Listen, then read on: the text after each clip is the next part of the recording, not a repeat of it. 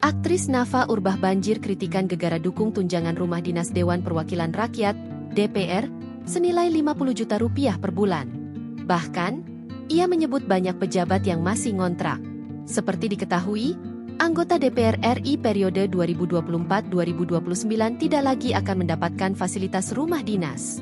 Sebagai gantinya, mereka akan mendapat tunjangan senilai 50 juta rupiah.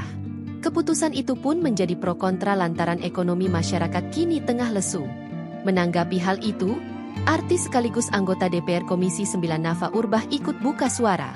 Namun sayang, Nafa Urbah justru banjir kritikan imbas dukung tunjangan rumah dinas DPR 50 juta rupiah per bulan. Hal itu diketahui dari unggahan di akun Instagram rumpi_gosip pada 19 Agustus 2025. Di unggahan itu, Nafa Urbah menyebut bahwa anggota dewan kini tidak mendapat rumah jabatan. Buntut dari hal itu, banyak anggota dewan yang berasal dari luar kota mengontrak di daerah Senayan.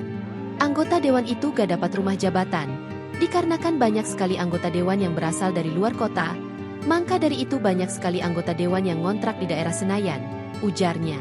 Tak hanya itu, Nafa juga curhat soal kondisinya yang tinggal di Bintaro. Diakui Nafa, ia kerap terjebak macet saat berangkat bekerja. Supaya memudahkan mereka untuk ke kantor DPR. Saya aja yang tinggalnya di Bintaro macetnya luar biasa ini udah setengah jam di perjalanan masih macet. Gitu, kata Nafa Urbah. Saat siaran langsung di Instagram dilansir dari rumpi_gosip. Sayangnya, pernyataan Nafa Urbah itu justru banjir kritikan netizen. Banyak yang menyinyiri Nafa lantaran mendukung tunjangan rumah dinas senilai 50 juta rupiah per bulan tersebut. Download Tribun X sekarang, menghadirkan lokal menjadi Indonesia.